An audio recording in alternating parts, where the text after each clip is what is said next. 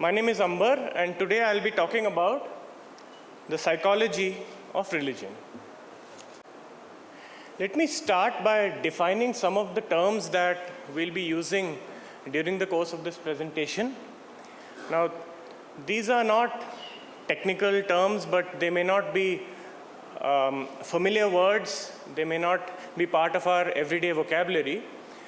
While we're going through the glossary, I'll take the opportunity to thank Essence, and in particular, Srijit, for providing me this platform. It's wonderful to see the turnout today, despite what's been going around. So thank you. Researchers report that a chimpanzee will be willing to exchange a banana for future favors, like food, grooming, or sex. But you can never get a chimpanzee to give you a banana in exchange for a favor in the next life. That is something unique to humans, and we call it religion. According to the Pew Research, According to the Pew Research survey of 2015, less than 16% of the world's population is unaffiliated to a religion. And according to the 2011 census, the figure for India may stand at below 1%. Why is religion universal across all human societies? And why is religion unique to the human species? Today, I'm going to take on the task of exploring the origins of proto-religion from an evolutionary perspective. Evolution by natural selection tries to explain every human trait as an adaptation by asking the question, in what way could this trait have helped the survival or reproduction of the individual who had it? Let's take an example. What could have been the advantage of bipedalism, that is, walking on 2 feet instead of 4? Our ancestors who lived and hunted in the tall savanna grass could see further by standing on 2 feet instead of 4. The hands were freed up for wielding hunting tools and for carrying babies. But nothing comes without a cost. And bipedalism has some nasty side effects. It makes us more prone to back pain because the entire weight of the spine is transferred to the last few vertebrae.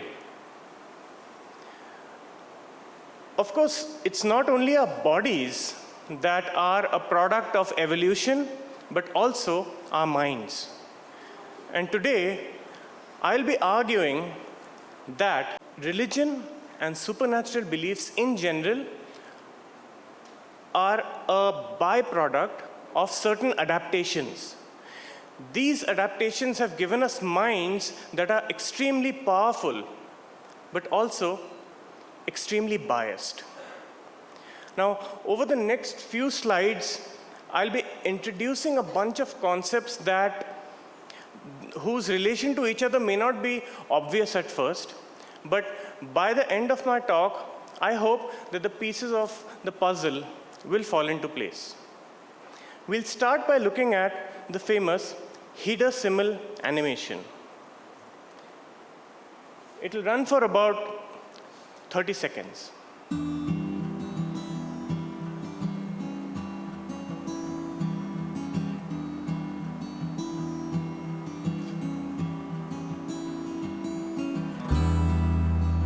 Now, as you're watching this animation, you're probably started concocting some kind of story to explain what's going on the screen.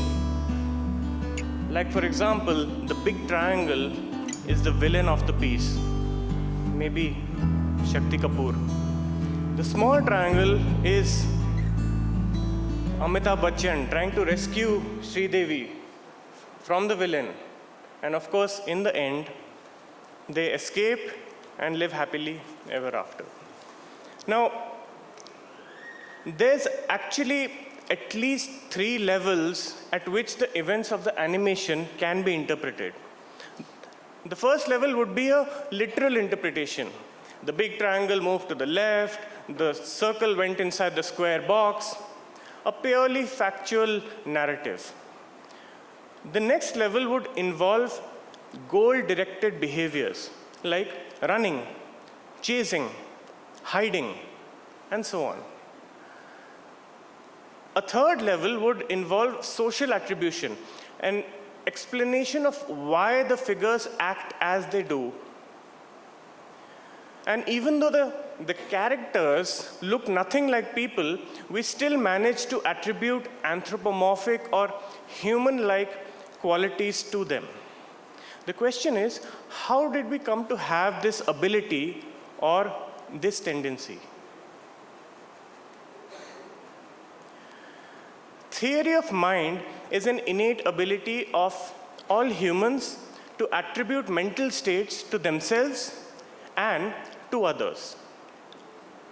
It helps us to predict the actions of other individuals by guessing their intentions, desires, and beliefs, which makes it extremely useful in a social setting or context. Theory of mind starts to develop in normal children by age 3 or 4 and can be tested using a false belief test. The child in the cartoon is asked to open a box labeled Smarties. Smarties are like Cadbury's Gems or M&Ms, only to find pencils inside. The child is then asked, what do you think your friend who has not looked inside the box would assume its contents to be? The fact that the child fails to appreciate that someone else can have a false belief about what's inside the box implies that their theory of mind is not yet fully developed. Most adults would answer Smarties in this case, not pencils. Passing a false belief test requires the ability to represent the state of knowledge, or in general, the state of mind of another person. Now, this sort of task or this sort of reasoning seems so trivially easy to the average human adult that we forget that it is an evolved adaptation. And in fact, autistic children most often fail the false belief test, which goes to show that theory of mind is not equally well developed in every individual. Now, since we're going to be comparing humans with other species, you may be wondering, do animals have theory of mind? To which the short answer is yes, but in a very rudimentary sense. Now, let's revisit our old friend, the hunter-gatherer in the savannah. Imagine you are walking in the tall grass and you hear a rustling sound. Now, it could just be the wind, but it could also be a snake. Mistaking the wind for a snake is relatively harmless. You get startled, you laugh, and you move on. But mistaking a snake for the wind could get you killed. Similarly, for something that looks like a pair of tiger eyes from behind the bush. Now, in the environment of our ancestors, a failure to detect agents would have been extremely costly. And this fact is coded into our instincts via natural selection. What do I mean by agent? Anything that acts with intent, anything that displays goal-directed behavior. Or, in short, anything that appears to have a mind. Now, Psychologists have a very fancy name for this bias. They call it hyperactive agency detection device. This manifests itself in the form of strange biases like pareidolia, the human tendency to see faces everywhere. Is that a face or just 3 lines in a circle? What about that? You see a face there? And this one. The fact is, try as you might, you can't help seeing a face there. And in fact, in 2004, a grilled cheese toast sandwich with the face of the Virgin Mary sold on eBay for $28,000. Now, obviously, our brains are wired to minimize false negatives when it comes to spotting a face, but false positives don't seem to matter at all. How did we end up with such a bias? To answer this question, we need to ask a very different question. The human brain accounts for only 2% of our body weight, but burns 20% of available calories. It's a very expensive organ to run. The large heads of human infants make childbirth difficult and risky for the mother. In that case, how did we evolve such an oversized brain? The social brain hypothesis provides the most plausible answer based on the available evidence. It turns out that animals that live in larger groups have bigger brains. You can see the empirical relationship in this graph where each dot or each data point represents a species. Now, we are not looking at total brain size here. We are looking at size of neocortex relative to brain. Obviously, a brain of an elephant is much larger than the brain of a human, but the body of an elephant is much, much larger than the body of a human. So the primate neocortex, primates includes humans and apes. The primate neocortex is disproportionately larger than what is required for navigating its physical environment, that is, for finding food, avoiding predators, and so on. In that case, what is it for? The answer, our oversized brains are necessary for dealing with the demands and have evolved for dealing with the demands of complex social interactions. That is what abilities like theory of mind are good for.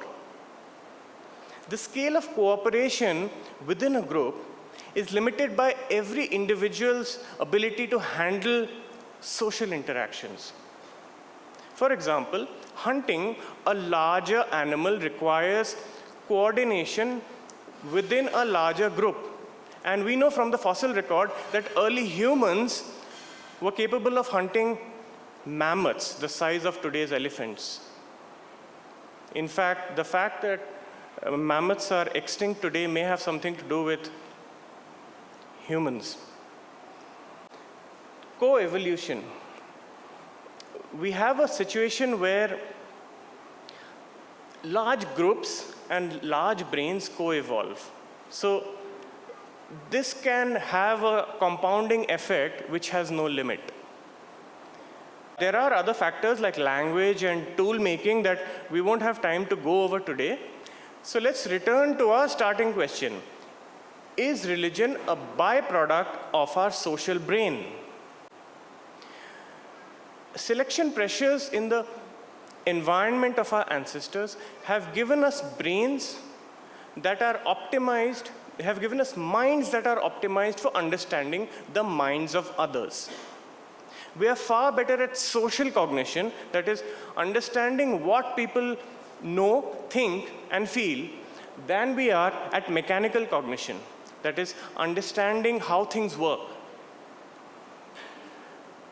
As a result, attributing mental states becomes the default means to understand the behavior of everything, not just other people, but also animals, machines, inanimate objects, and even imaginary entities like nations and corporations. Early humans projected their own desires, intentions, and beliefs onto rocks, rivers, trees, and dead ancestors, as if these were capable of having mental states. They interpreted natural phenomena like rain, thunder and lightning, solar eclipses, earthquakes, the spread of virus, as being the result of deliberate action by invisible agents. Agents that came to bear a suspicious resemblance to humans. Modern science explains the same natural phenomena in terms of mechanistic processes guided by rules. Rules that we can discover through observation and experiment. I'll take a quick example to illustrate and contrast these two ways of thinking, the ancient versus the modern.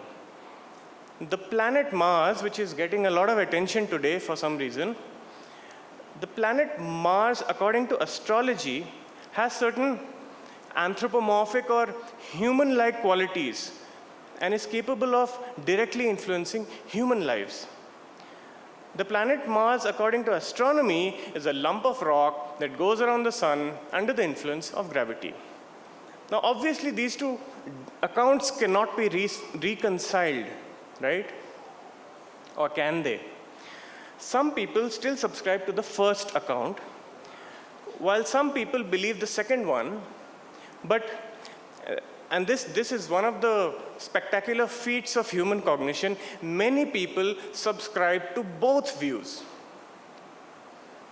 Ultimately, this is also the kind of thinking that lies at the bottom of ancient proto-religions like animism, more informally known as nature worship, and the appearance of local deities linked to rivers, crops, animals, sun and moon, etc. How did we progress from these ancient proto-religions to modern organized religion? That's a topic for another day, another talk. That's all I have for now. But before I sign off, here are some sources for those interested in getting into more detail. This field of study is called evolutionary psychology. And there is a Wikipedia page by that title, which is a good starting point. Thank you so much for your attention.